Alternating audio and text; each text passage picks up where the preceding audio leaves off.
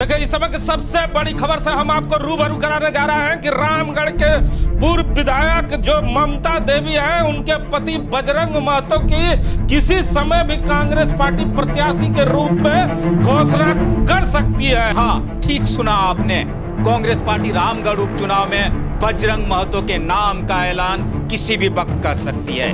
ये हम नहीं कह रहे हैं, वर्तमान सरकार और वर्तमान महागठबंधन का जो कार्यकाल है, इसका इतिहास यह बता रहा है। जरा याद करें बेरमो उपचुनाव। राजेंद्र बाबू के निधन के बाद लंबी रस्साकसी चलती है, लेकिन अंत में उनके पुत्र कुमार जयमंगल सिंह के नाम पर कांग्रेस पार्टी मुहर लगा देती है। इसके आगे आप चले मांडर उपचुनाव में बंधु तिर्की के अयोग्य घोषित करने के बाद वहां भी उपचुनाव का ऐलान होता है और मांडर में बंधु तिर्की की पुत्री नेहा शिल्पी तिर्की के नाम पर कांग्रेस पार्टी मुहर लगाती है।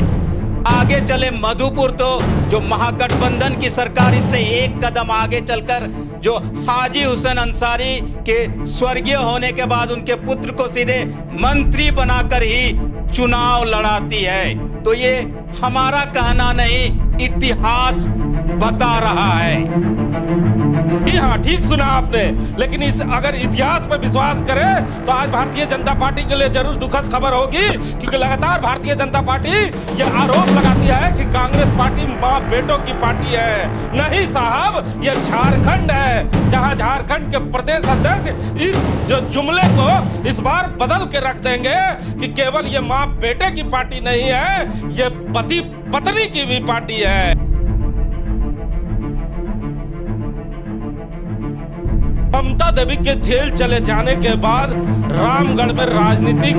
माहौल लगातार बदलता चला जा रहा है। लगातार अगर रामगढ़ के इतिहास पे हम ध्यान दें तो रामगढ़ के 2019 के चुनाव में आखिर ममता देवी कितने वोटों से चुनाव जीती थी, इस पे हम आपको सबसे पहले प्रकाश डालते हैं। हमारे साथ बात करने के लिए इस समय राम नारायण शर्मा हैं, जिनसे हम लोग जानेंगे कि ममता देवी कितने वोटों से चुनाव जीती थी 2019 में। जरा शर्मा जी हमारे दर्शकों को सबसे पहले बताएं। जी हिमांशु जी, सबसे पहले मैं आपको बता दूं कि रामगढ़ में जब 2019 में चुनाव हुआ था तो एक बार फिर वहां पर रामगढ़ में जो दो ही प्रतिद्वंदियों के बीच मुकाबला देखा गया था और इस मुकाबले में ममता देवी ने वहां बाजी मारी थी कांग्रेस प्रत्याशी के तौर पर और 28,718 वोटों से उन्होंने बड़ी जीत हासिल की थी रामगढ़ में और एक राजनीतिक विरासत के परिवार को वहां पर उन्होंने पटकनी देने का काम कर दिखाया था। हिमांशु जी, शर्मा जी हमारे दर्शकों को बताएं, इसके पहले जो चुनाव हुआ था और उसके पहले जो चुनाव हुआ था, मतलब 2 बार जब भी चुनाव हुआ तो कांग्रेस पार्टी 50 का आंकड़ा पार नहीं कर पाती है, लेकिन इस बार कांग्रेस पार्टी लाख के आंकड़े के पास जाकर जरूर रुक जाती है। क्या कारण था कि कांग्रेस पार्टी के वोट में इतना उछाल आया था जो पिछले 2 दशक में नहीं आया था? हिमांशु जी, एक तो सबसे पहले ये जो चुनाव हुआ था 2019 का, महागठबंधन ने एक साथ मिलकर इस चुनाव को फेस किया था रामगढ़ में, जिसकी वजह से लगभग 99,000 कुछ वोट मिले थे ममता देवी को झारखंड मुक्ति मोर्चा कांग्रेस पार्टी और राजद के अलायंस प्रत्याशी के तौर पर, और जिसकी वजह से वोटों का इतना बड़ा उछाल आया था। और आपको बता दें कि 44.7 यानी लगभग 45% वोट अकेले ममता देवी को रामगढ़ में मिला था और ये एक बड़ी जीत कही जा सकती है किसी छोटे से विधानसभा क्षेत्र में। और इसलिए इतनी बड़ी वोट जो आपने कहा कि इससे पहले की बात, 2019 से पहले की बात, जब भी कांग्रेस पार्टी ने किसी भी प्रत्याशी को वहां पर मैदान में उतारा, उस समय संजोग ऐसा रहा कि गठबंधन बन नहीं पाया और सभी पार्टियां अलग अलग चुनावी मैदान पर थी। जो ये उछाल आया 2019 के चुनाव में, तो ये कांग्रेस पार्टी का गठबंधन का रिजल्ट था कि प्रत्याशी का भी कोई योगदान था? नहीं, प्रत्याशी का भी योगदान था। जिस कांड की आज हम लोग उल्लेख करते हैं, जिसकी वजह से ये जेल गई, यह कांड अहम उसमें था, उस चुनाव में अहम मायने रखा था। और लोगों ने एक तरह से कहा कि जिस महिला ने महिला होकर सड़क पर आकर हमारे लिए सड़क पर लेटी, जिसके बाद इतना बड़ा आंदोलन हुआ, गोलियां चली, 2 लोगों की वहां पर जान भी गई, जिसके बाद लोगों में एक तरह से ममता देवी के प्रति अपनापन और स्नेह का भाव दिखा रामगढ़ में, और उनके अपनापन और स्नेह ने भी उन्हें अपने सिर माथे पर बैठाने का काम रामगढ़ में किया था। हिमांशु, रामगढ़ के चुनाव के दूसरे पहलू पे चलता हूँ, जहाँ पे भारतीय जनता पार्टी और आजसू का जब इस बार गठबंधन हो जाएगा तो भारतीय जनता पार्टी अगले बार करीबन 31 से 33 हज़ार वोट लाई थी। तो जो वो प्रत्याशी थे अब वो क्या करेंगे? आपको क्या लगता है, खामोश बैठ जाएंगे, पार्टी का बात मानेंगे, चंद्र प्रकाश चौधरी की पत्नी को समर्थन करेंगे, या जो उम्मीदवार है, क्योंकि अभी तो उम्मीदवार की घोषणा ही नहीं हुई है वहाँ पर कि कौन लड़ेगा, आजसू का प्रत्याशी होगा, लेकिन अनुमान जताया जा रहा है कि चंद्र प्रकाश जी की जो पत्नी है जो अगले बार उम्मीदवार थी वो उम्मीदवार हो सकती है। तो क्या लगता है कि भारतीय जनता पार्टी का साथ मिल पाएगा? हिमांशु जी ये बेहद समीकरण की जैसे ही बात करते हैं, लेकिन जिस व्यक्ति को पिछले चुनाव में लगभग 31,874 वोट मिलते हो भारतीय जनता पार्टी का प्रत्याशी होता है, मैदान में रात दिन मेहनत करते हैं भारतीय जनता पार्टी के लोग। उस क्षेत्र में रामगढ़ को कहा जाता है कि सोने की खान, झारखंड में कोयले का भरा हुआ क्षेत्र है, और वहां पर अगर अब अचानक से महागठबंधन यानी एनडीए का गठबंधन हो जाता है और एक बार फिर चंद्र प्रकाश जी की वाइफ या किसी भी एक व्यक्ति को चुनावी मैदान में लाया जाता है, तो मुझे लगता है हो सकता है व्यवस्था में जरूर वे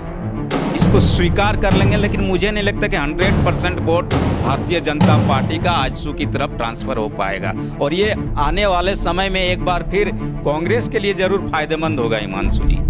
एक और फैक्टर वहां देख रहे हैं कि लगातार बुलंद आवाज उठा रहा है, सोशल मीडिया के माध्यम से देखा जा रहा है कि युवाओं ने एक ऐलान किया है कि हजारों की संख्या में हम लोग इस बार नॉमिनेशन करेंगे। क्या लगता है ये ऐलान केवल फेसबुक तक ही सीमित रह जाएगी?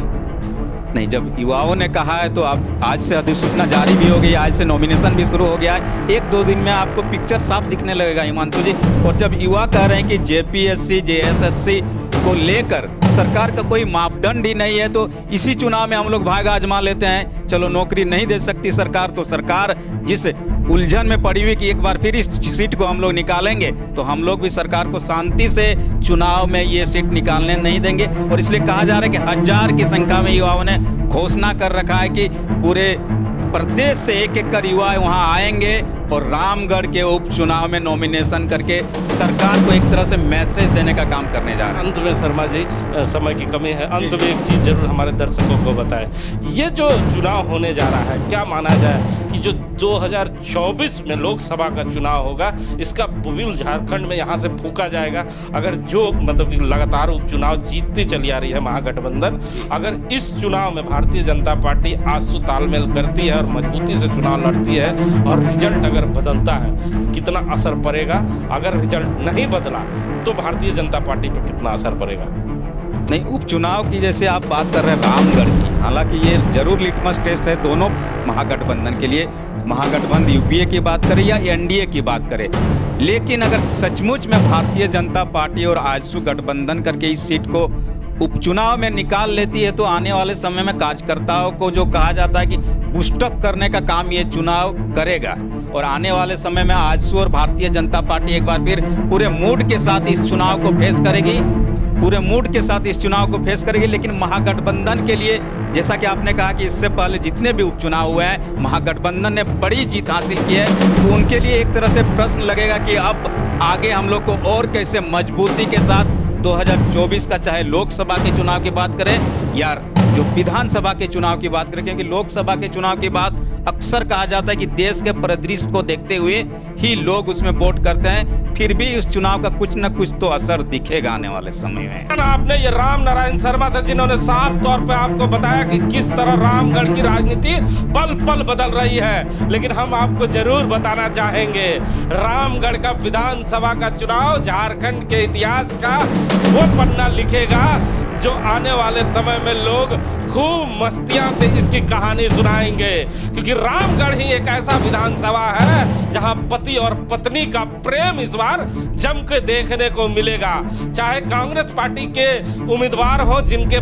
पत्नी के जगह पति चुनाव लड़ने आ रहे हैं, चाहे आजसू के उम्मीदवार हो जो पति के जगह पत्नी को अपनी विरासत सौंपने को तैयार है, लेकिन कार्यकर्ता टकटकी निगाह से यही देख रहे हैं कि ये पति पत्नी के बाद वो कब आएंगे।